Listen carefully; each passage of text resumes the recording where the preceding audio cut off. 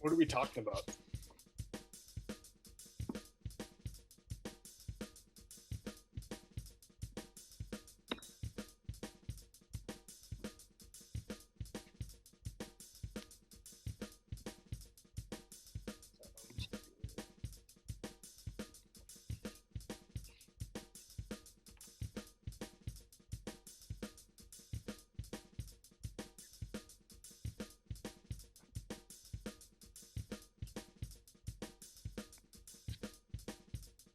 Oh, nice. Sweet.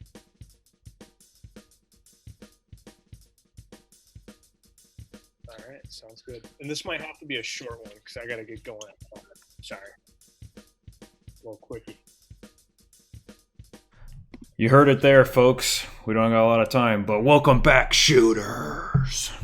Thanks for tuning in to another fantabulous episode of Shootin' Straight, a handball podcast brought to you by myself, JD, and my good friend, Joey. Joey, how we doing today? Very good. That's what we like to hear. That's what we like to hear. How about Folks, you, JD? it's been crazy series of days, so busy time. I'm getting a lot of flack for leaving work early to be a part of it, but happy to be here. So it's what it is. I just went in early. They don't know. They don't know the difference. None of them are watching anyways, except for apparently Jeb's on. Dang it, Jeb's still at work and he's watching now, so I'll get him in trouble. But yeah, we had a busy weekend. A lot of sports, a lot of activities. So it's feeling the pain of the sunburn and the LaCroix, as we here in Ohio love. We love the LaCroix.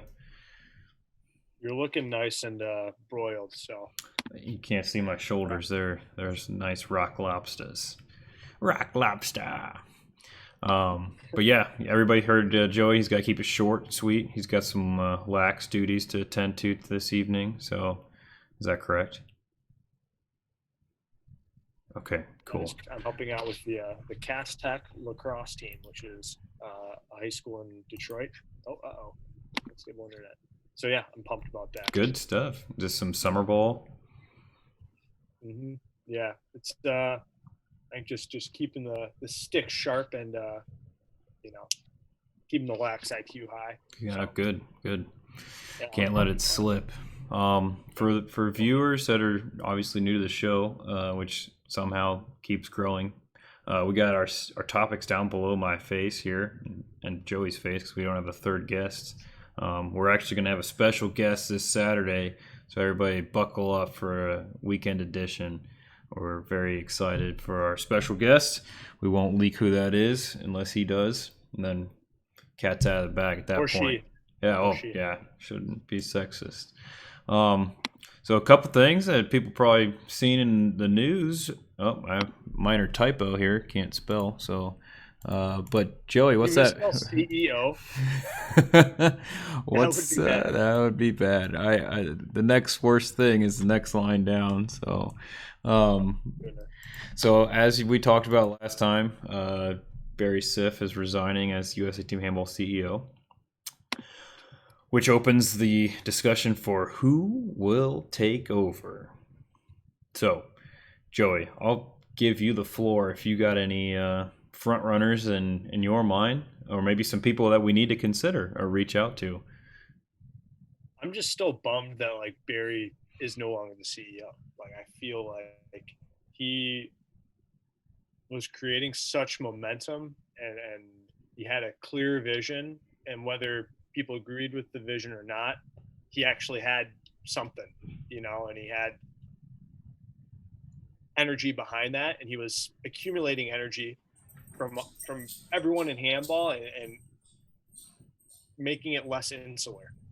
So I'm just still very bummed about that. But I don't know. I just hope that the next person, whoever he or she is as energetic and kind of carries on the same momentum that Barry created. Because so often, I mean, most people in handball can attest to this. Like prior to Barry, like USA Team Handball was just sort of a paper mache organization. I mean, there were great people working for it, and working very hard, and it was a Well, thankless we job actually that we have pushed. employees now. Yeah, yeah, isn't that crazy? Like, I don't know. Barry gave the organization a lot more credibility in the greater sports community's eyes, as well as within the handball community's eyes. So I'm bummed about that, and I just hope whoever carries the torch continues that Yeah. credibility and momentum. We'll see. We'll see what happens. There's a How about you, lot going JD?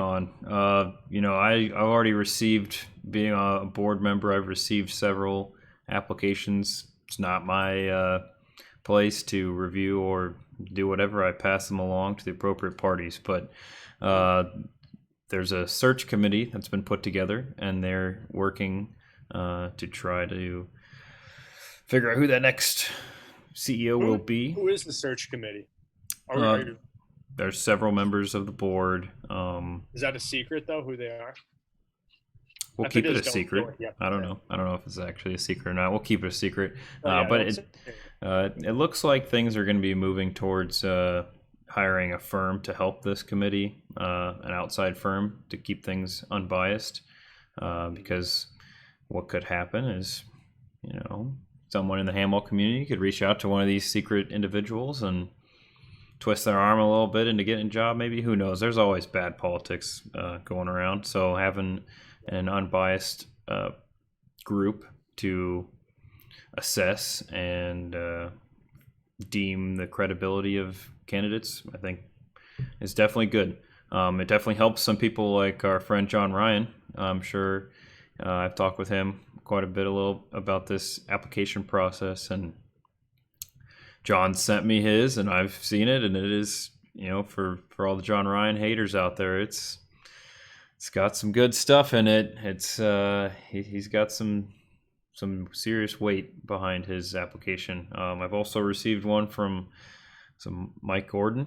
He's a big advocate for the women's collegiate expansion pathway, so as well as women's development. So everybody's got their own case on how they want to see it done, but we'll see how this plays out. It'll be interesting. It sounds like, I think USATH Handball, I think Melissa tweeted out something along the lines of what the timeline looks like. It looks like that's supposed to be finalized here in the next couple months. So should have an answer pretty soon. So we're excited to see that. And just to make it clear too, like you're friends with these people. You knew they were applying beyond Oh the, yeah, yeah, the yeah. duties. So Sorry, just so probably just shouldn't in have case leaked there's their anything, names. just to put that out there. Yeah. But yeah, Jeb I think says he wants Miles Bacon. So shout out to Miles. You got some voters here on the chat ready for Miles. But what are you hoping to see out of the next guy, JD? I think they need to bring, like you said, the same pizzazz and energy that Barry brought.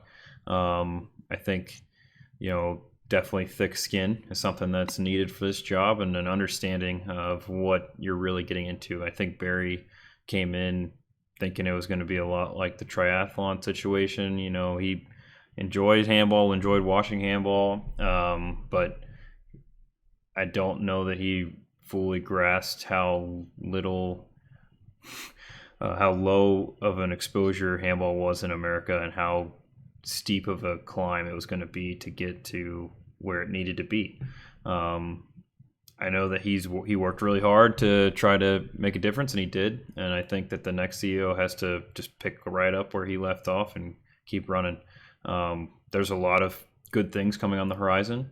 For instance, we already have automatic World Championship qualifiers. We have the Olympics in 8 years, so there's some good large scale publicity events that will get some traction for us. Not to mention, point number 4 here on today's topics, maybe a nice segue here, is that if there's no college football this fall, we're gonna have to watch something. So I don't know. I think that having handball games somehow on TV and having people gamble on handball games is a nice avenue to try to push the handball market, and from the European standpoint, to get eyes on it now. I think that that's something that the new CEO, whoever it is, that's priority one, is to me, like, people just don't know that there's a pathway of handball past gym class, and once that's recognized and deemed legitimate, I think the rest of the pieces can fall into place a lot easier. But until that moment comes, we're going to be, still you and me out here playing the ground game, building one club at a time, and that's tough. It's not easy, and it's just not sustainable to an extent without any larger infrastructure in place. So that's my 10 cents on things. I think I have a buddy right now in Vegas that's a semi-professional gambler. I gave him a bunch of Armada stuff to dish out, and so he's been slinging that on all his poker chips and whatnot. So see if people want to buy the team, when the pro league stuff comes into play, if that happens. So get some guys gambling on some games. It'd be nice. So yeah. Forgot what I was gonna say. What were we talking? Oh yeah, okay. Handball on TV. Handball on TV. Yeah, that would be huge. And I saw that DAZN, who it's the company that owns the in rights front, to yeah. EHF. It's called DAZN, DAZN. They are hiring or looking to hire a producer for handball, like to manage the content for like the professional, not like international matches, but like EHF, like Yeah. Champions League stuff. And that is probably the most important position in handball. Like that person basically controls the destiny of handball in the U.S. because as it has been, whoever's been in charge of managing like the professional handball content in the U.S. should be put in jail for how that job they've done. It's just been horrendous. There's been no exposure to the professional leagues at all. Like the minuscule exposure that the national team has had in the U.S. like is infinitely more than the coverage that a Barcelona or PSG or Bezprem have had in the U.S. So whoever whoever is in that position has a very important role in growing the sport in the U.S. because, quite frankly, that's what's going to do it. I mean, we've had Olympic competition. We have people. The U.S. has participated in the World Championship several times, and it hasn't been the magic pill that everyone kind of cured thinks everything. So we need the professional leagues to make more of a presence here in the U.S. And like you said, you have big names like PSG, Barcelona, names that the common American can recognize with. And so especially, talk about missed opportunities. You have, homegrown boy Drew Donlin playing against, Barcelona. Like that to me, I don't know what other story you need, but Drew re-upped his contract with Ademar Leon. So strong. What's the latest with Ty, he's still in Flensburg. He's joined by Tristan Morawski. I'm not sure if I'm pronouncing his last name correctly, but they're both on the Flensburg development team, the second team. So they train with some of the first team guys, and so I think it's a good situation for Ty. Ty's back home here in the States, actually. Yeah, that's what made me curious because I saw that Flensburg is practicing now, and I saw that he was still. Yeah, he's still back here. He is going back to Flensburg. My understanding is that's the case. I was actually talking to him earlier today on a different topic, but I'll hit him up. We got a question in the chat that says, JD, what does your shirt say? Well, thank you for asking, little Stevie.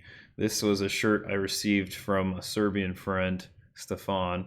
That it's actually his club's Champions League shirt that says champions only see in black and white. So, or white and black. I'm not sure. I don't speak Serbian, so I'm not sure exactly which words are what, but yeah, I looked up their name of the team. I don't remember who it is, but that's as much Serbian as I got there. But yeah, Ty, he's going to be, going back there, I think probably sometime in the fall. I mean, he's trying to spend time with his wife as much as he can, I think. Fair enough. But yeah, I think having a Barcelona PSG game, I know that didn't go over so well back in 2009 when they had the French, championship game here. But I think similar to how they We did should have an the. entire episode on that. It probably Sorry, probably JD, but should. like No, the whole that's Miami that's thing. Yeah, yeah. Dissect it. maybe next time we have one of these solo jam Yeah, sessions, we we can could hit a hard 40-minute on it. touch on that. But Yeah. yeah, basically, I'm thinking kind of like how they do the what is it, the Champions Cup or the International Champions Cup. A couple years ago, they used to do like all the big time Soccer. soccer teams come over. You know, if you brought their sister handball club with them and had a game same time, like I think everybody would go to PSG Barcelona game, and then you had a handball game out there beforehand. I don't know. Just throwing ideas out there, but COVID definitely throws things out of whack. Um, but that to me should be to your point, whoever that content creator is, that's number one focus is trying to get eyes on the prize from the Americans. So, And that's going to be difficult too, because yeah, I don't know. I think that position's based in Europe, so it's going to be tough to find an American. that's it. Doesn't have to even be an American person. Somebody that's got a friend in America or somebody that can start dishing stuff out. Because if I tweet something out and I get a retweet from EHF or the IHF, I feel like I'm not a big enough handball person to get that retweet. But we need somebody that's pushing content out over here at a higher level than us. No offense to you and I, but we need somebody that's got some better connections. Maybe that's talk about all the barstool conversations. Maybe there's something going on there that we don't know about. I don't know, but who knows? We're very disappointed on that front that we will not be playing with Billy football at the upcoming Flanders tournament because Ohioans are not allowed to enter New Jersey without a Didn't 2-week they cancel quarantine. it as well? No, I don't think so. Okay. Yeah, show's still on. They just didn't let anybody from Ohio come in. So like the tournament organizers said no Ohioans, or the state yeah, of New Jersey? the state of New Jersey, and then the organizers told me because Max and I were like, well, I mean, who's really gonna know if we came from Ohio? But anyways. We got someone in the chat saying Luka for the win. I assume that's referring to Luka Doncic is going to be our key to success. That'd be nice if they got some NBA. I think you sent out a tweet about handball in the bubble, Joey. Might not be a bad idea if we just bombard. No, that was somebody else. I was just making fun of that because, dude, I am so like, it's like actually kind of getting on my nerves now. Like the amount of like, maybe a favorite NFL player that would. What? I was just feeling your anger. I can sense it in your face. Oh no, I'm not like angry about it. It's just a little bit annoying that I don't know. Like it's starting to just get repetitive and also like a little bit demeaning. Maybe not demeaning. That's probably the wrong word. But like, how many times do we beat the same horse after it's died 16 times? It's obviously not worked. It works sometimes when like it's in response to something like, oh, like Jay Cutler said this. Like, okay, talk about it. But like when we start bringing it up on our own and like, I don't know, man. Like, again, it goes back to the lack of understanding that there are professionals at the sport. Yes. They're not jokes. Exactly. It's their career. Like, I don't care if it's they make LeBron real James money. Like, I mean, just like they know how to play. Like, I don't care if they're not 6'10" and making millions of dollars in the NBA. Like, they're better handball players objectively than LeBron James will ever be. Yet we just are fixated on the fact that just because people are playing in an American professional league, they can dominate. I don't know. It's that conversation gets us no closer to growing the sport in the U.S. than anything else. It's just a distraction and even if LeBron were to go to an event and touch a handball and throw it into a goal, that'd be the extent of that. And what irks me is like you have a situation like with New York City and Carmelo Anthony, and I'm not sure if you're familiar with this, but Carmelo Anthony's big time handball fan to the point where I was told he reached out to New York City about continuing his passion for handball when he was playing for the Knicks. Are you serious? Yeah. So he watched a lot of the games at the Beijing Olympics. He'd go and watch a lot of the handball games just on his own, just because he found it interesting. To me, that seems like a pretty good, at least have a conversation with him. But now he's too old, even though he's losing some weight. So H. Jopa horse question mark. I'm not sure what that means. I'm trying to read the chat, but Josh is saying professional athletes with 2 years of training would destroy current USA team, but would get wrecked by actual top tier handball teams. Hey, Josh, That's fun not a fact matter for you. of. I'm gonna shut this down, Josh. So Josh is unfamiliar, like most Americans, of who's kind of in the player pool, and we're working on with in regards to the national team players. So. You got guys like Junior Scott and Alfred Johnson that are playing First League French, First League German, and Domagoj that are Domagoj. He's playing First League German as well. So you got quite a few guys that are playing at the top level of handball right now that are on this current team, at least being considered for this current team if they accept. Even outside of that, I mean, Drew's playing First League Spain. He's not getting a lot of playing time, but he's still in that system. Gary's on the older side, but yeah, I think we're going to see a big change in regards to what our team's going to look like here in the next couple of years than what it has looked like in the past. I think Robert is very focused on. He understands that having a all dual citizen based team doesn't help us grow the game. But he also wants to figure out what we need to do to help grow our players here stateside. So just some things to consider. But sorry, I cut you off. I had to shut Josh down there. You hit the nail on the head pretty much. I mean, it's not a matter of whether Josh is right or wrong. It's not a matter of if those NBA players are good handball players. It's just a matter of the U.S. national team is just very bad right now. But like you said, that's going to change as guys like Ty and Drew and there's more guys coming out of the woodwork that we don't even know about. But does that grow the game in the U.S.? True. And that's what Will Kennedy and Aaron Ham and I are working on with a Operation Chaos.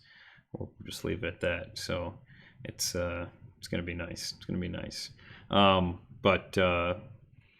Yeah, I think it'll be very, very different how this national team plays out. Especially, we got games coming up. I mean, we have a Norco qualifier that's set to happen in November, assuming we're allowed to play those games. It's still up in the air. And that qualifier is a ticket to the World Championships in January. So this current team could get a ticket to Egypt in January, assuming everything happens. But that's we'll see how that goes. But it'll be interesting to see. If they don't win Norca, I'm gonna cry. Luis, okay. They have to. They've just absolutely. Yeah, it sounds like some of the teams might not even go if it happens. So I think there's a pretty strong chance. So there you go. Just punch our tickets right now to Egypt. Josh is asking if we have a all in on 2028 mindset and what happens if that fails. I think you're trying to do two things at once. You're trying to make the best better while also starting completely from scratch. So there's two separate operations that are trying to be accomplished to grow towards that 2028 endeavor. So the IHF is very invested in trying to help spur our growth here in the stateside efforts. Well, they're saying they're invested. Yeah. Clarification. So it comes down to we have to ask the right people for the right money is what it comes down to. The money is there. The money has been set aside. You just have to ask the right people and have an actual plan. Okay, we got... Okay, I have another person in the chat. I don't know who this is, but it's a mystery person that says, I don't know what's going on. I'm avoiding responsibility. Well, that sentence gives it away to me who it is. JD don't, or the person? There's a person in the chat, and they said, I can partially confirm Mello, though. So I believe that's a good friend of ours that lives in D.C. but we won't That's name hilarious names. that yeah, that's just based on like 2 sentences. Yeah, his name tag here is Let's not rat anyone H out. Jalpa. It's H Jalpa. I don't. He'll have to explain to me what that means later because I don't have any clue. Um, That's hysterical. I've been rambling here for a bit, Joe. You gotta raggle me back in. So, You're good. but yeah, so that all started with us like talking about getting handball on TV. So getting a PSG or Barcelona, and we don't want that simulated handball crap. We want like a real game. And the game doesn't have to be here because we know that it'll probably be a disaster if we don't do the right marketing to have it here. It would have to be marketed like crazy. But when you're looking at having Formula One races as like primetime ESPN right now, it's like, is this really what people want to watch? I don't know. I'm sure my brother watches a lot of Formula One, but I don't see that as like. I feel like handball should be able to compete with F1 racing. So, so yeah. Like we said, we're gonna try to keep this short and sweet. So next topic on the agenda there is the launching of the new USA Team logo, USA Team Handball logo. Joey, have you seen this logo? I have not. I am not Okay. You privy to don't the have same information that you the inside scoop like I do. I'll tell folks that it's fresh, it's nice and crisp. I personally did not vote for it, but it'll grow on me.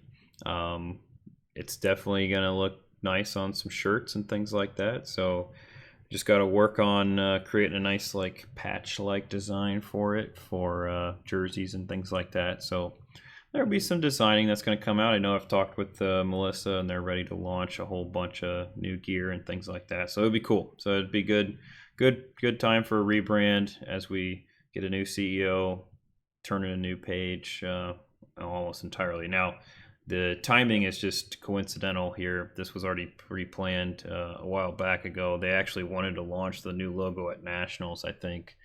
Not quite. It would have been just after Nationals, I think, because yeah, they wanted to. They were going to time it up with the way that USOPC was changing their website and logos. So that's if you go to the USATH Handball website, you'll see that it's got a new design towards it. That's because they're following the Team USA website change. So they wanted to launch it at that time. It kept getting delayed. So here we are. But should be nice. Should be cool. Should be good to see. Now I bought like 500 stickers of the old logo like right before we knew that this was happening. So now I have 500 stickers of the old logo that I'll just give to random kids. So like, here you go, kid. It is not scratch and sniff, so please do not smell this sticker. But yeah. So are you happy, pleased? What are your thoughts? I mean, I know you haven't seen the new logo yet, so you don't really have any scoop on it, but we can talk more about it on Saturday. You leaked it. I guess it's coming out tomorrow, I think. So, dude, I tell you what, of all the things in handball that needed to change in the U.S., that logo, man, that was number one. I said that on my very first board meeting. They asked, JD, like, what is your, things that you'd want to see? I was like, well, first off, I'd like to change the clip art, logo. I think we can do better than that. And no offense to Kathy Darling, I know that she designed it and made it, and it's been around for, I don't know, I'm sure someone in the chat can confirm this, but I want to say at least a decade, if not longer. So it's been around a long time. So props to Kathy and anybody else that helped make that logo. But I think if we want to get people to recognize this as a more legitimate operation, we need a nice, legitimate logo. So we'll see. The squeaky wheel of the sport of handball. I'm sure that's exactly what was holding us back was the logo. Oh, yeah. Everything's going to change now. Yeah, exactly. Boom. 12 years. Yep. Thank you, Sir H. Jalpa, for confirming that. So I thought it was over 10. But yeah, then the other thing that happened this weekend, Joey. So we had I played 36 holes of golf on Friday, so that was a just absolute onslaught. 36 holes, $30. It's a good deal there for all you folks back home looking for some golf action. Saturday we had a beach handball tournament. So we did our best to. This might not work there. Oh boy. Oh geez. So we had a beach handball tournament, and we had probably about 10 or 12 people come out. Had a little mini tournament going on, so it was fun. Try and get that video to work. It's not working, so I apologize, folks. We're the winners, so let's acknowledge the winners. The winners, I think, were technically the Armada. So it was a real laissez-faire style tournament because we were supposed to have 5 teams and 2 teams backed out the morning of. So it kind of made things a little difficult. So yeah, that was that. So we had a good time though. Everybody tried to stay socially distant and at least for as much as possible. Yep, we know that the video is all jacked up, so I apologize for that, everybody.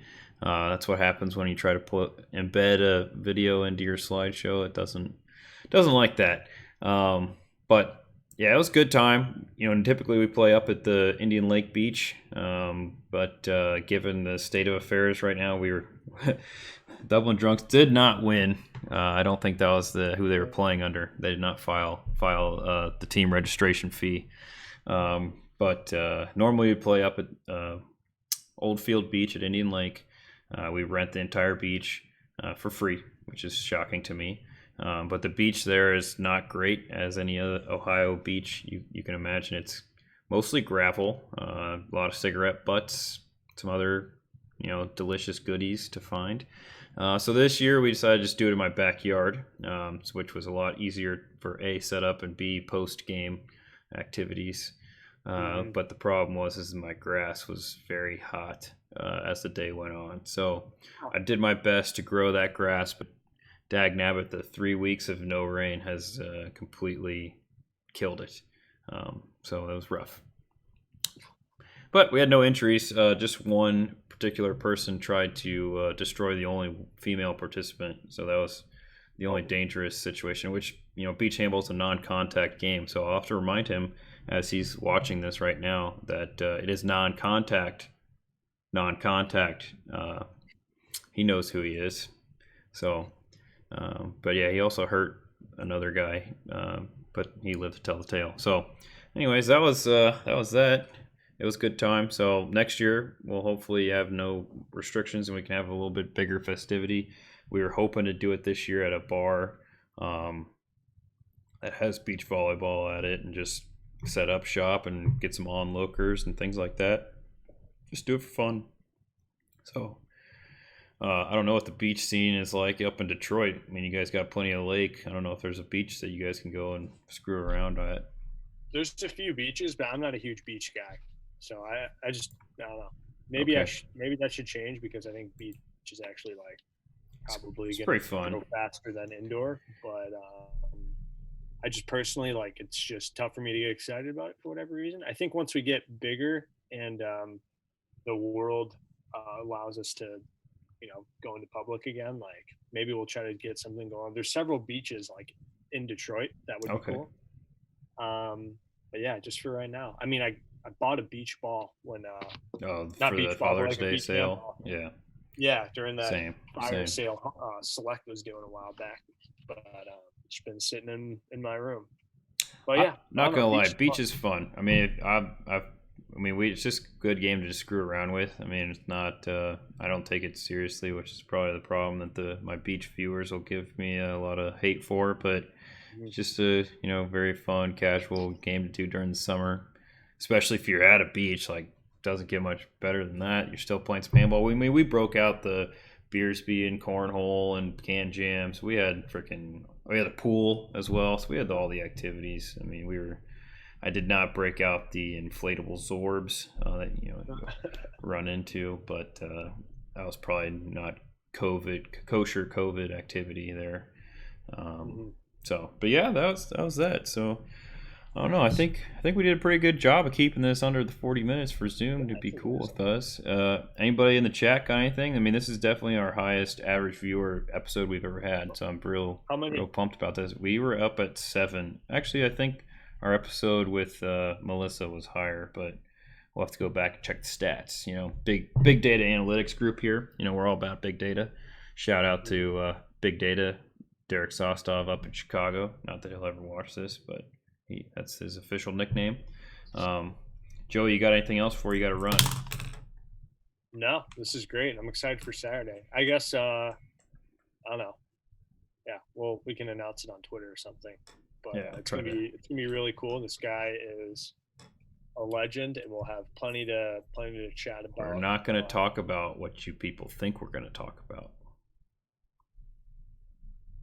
Mm-hmm. That's the try to throw everybody off here while they try to suspect who the next guest is. But if anybody's got some guests that are non-handball people, we're really trying to focus on getting non-handball folks or people that are brand new into the handball Just world. interesting people Just in yeah, general. exactly.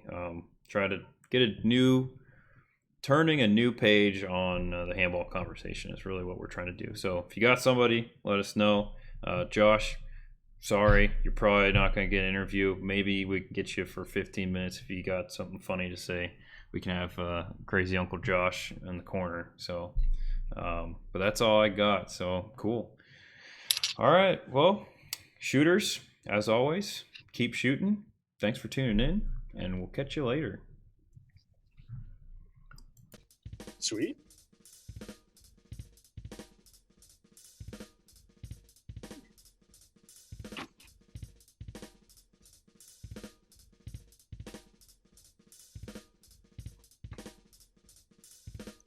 I agree. I think that was actually pretty good. The Chris thing, though, I think we're going to talk for a while.